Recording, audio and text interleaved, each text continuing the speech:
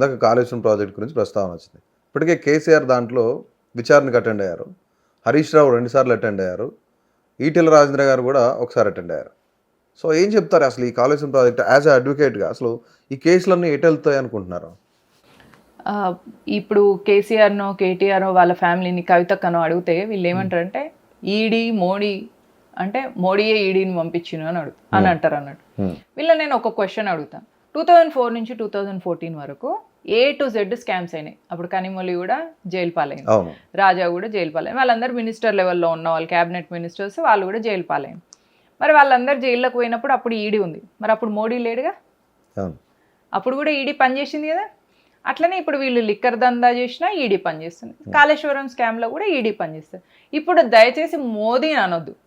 Point 1, ED ఒక independent system, ఆ system work చేసుకుంటుంది. అది ఎక్కడెక్కడ స్కామ్లు అయినాయి అనేది కొంచెం వాళ్ళకి ఏదన్నా వచ్చింది అంటే ఇన్ఫర్మేషన్ దాని నుంచి వెళ్ళి తీగలాగుతారు, డొంగగలుగుతారు, అట్లా వీళ్ళందరూ బయటపడతారు. లీగల్గా ఏదైనా ఉంటే ఒక స్కామ్ జరిగినప్పుడు ఫైనాన్షియల్ స్కామ్ అనేది దేశ ఆర్థిక వ్యవస్థ మీద దెబ్బ కొడుతుంది. కాబట్టి డెఫినెట్లీ ఈడీ ఒక దేశం కోసం పనిచేసే ఒక సిస్టమ్ కాబట్టి ఆ సిస్టమ్కి ఫ్రీడమ్ ఇవ్వడం, ఆ సిస్టమ్కి ఫ్రీ హ్యాండ్ ఇవ్వడం అనేది ప్రభుత్వం యొక్క బాధ్యత. ఆ బాధ్యత ప్రకారంగా కేంద్ర ప్రభుత్వం వాళ్ళకు ఫ్రీ హ్యాండ్ ఇచ్చింది, వాళ్ళు చేసుకుంటున్నారు.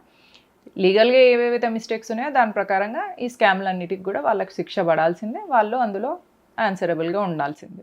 ఇప్పుడు కేటీఆర్ కూడా ఈ కార్ రేస్కి సంబంధించి కానీ లేదంటే ఫోన్ ట్యాపింగ్కి సంబంధించి కానీ ఇప్పటికీ 3-4 సార్లు ఆయన అటెండ్ అయ్యారు ఏసీబీ దగ్గర. సో ఆయన కేసులు అంటే ఇంకా ప్రొలాంగ్ అవుతాయా, లేదంటే త్వరగానే ఏసీబీ వాళ్ళు విచారణ చేపట్టి లేదంటే వీళ్ళు నిర్దోషులను తేల్చే ఛాన్సెస్ ఉంటాయి? అసలు ఎటు వెళ్తాయి లీగల్గా చూసుకోవాలంటే? అదే అండి, వాళ్ళకు వచ్చిన లీడ్ని బట్టి ఉంటుంది. మోస్ట్ ఆఫ్ ద టైమ్స్ చాలా మంది అందులో అప్రూవర్గా మారిపోతారు. ఇప్పుడు కవిత కేసులో కూడా చూడండి, A1 A2 అప్రూవర్గా మారిపోయి కవిత పేరు తీసాను, అప్పుడే కవితకు జైలుకు పోవాల్సి వచ్చింది. ఇట్లా వాళ్ళు లీడ్ ఎక్కడికి ఇస్తున్నారు దాన్ని బట్టి మనము ఆ కేసుకి పురోగతి అనేది ఉంటుంది. అంటే ఇప్పుడు కవిత కేసులో ఆమె బెయిల్ మీద ఉన్నారు, అప్రూవర్గా మారిన వాళ్ళేమో వాంగ్మూలం ఇచ్చారు.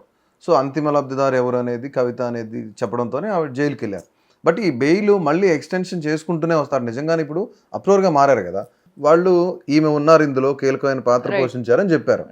బట్ సుప్రీంకోర్టు ఎప్పుడైతే కోర్టులు ఎప్పుడైతే ఈమెకి బెయిల్ ఇచ్చారు, బట్ మళ్ళీ లోపలికి వెళ్ళే ఛాన్స్ ఉందా? అసలు దీన్ని ఏమన్నా మళ్ళీ ఏసీబీ వాళ్ళు ఫాస్ట్గా ముందుకు తీసుకెళ్లే ఛాన్స్ ఉందా? డిపెండ్స్ అండి, మళ్ళీ వచ్చిన లీడ్ ప్రకారంగా ఆమెకి ఎంతవరకు ఆ శిక్ష ఇస్తారు అనేది.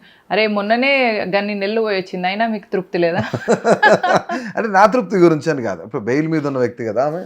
ఎవరైనా కూడా లీడ్ దొరికిందంటే జైలుకి వెళ్తారు. మీరు మనీష్ సిసోడియా చూసిండు, ఇప్పటికి ఉన్నారు. కేజ్రీవాల్ కూడా వెళ్ళింది, కవిత కూడా వెళ్ళింది. 2004 నుంచి 2014 వరకు అయిన స్కామ్లలో ఉన్న వాళ్ళందరూ కూడా వెళ్ళింది.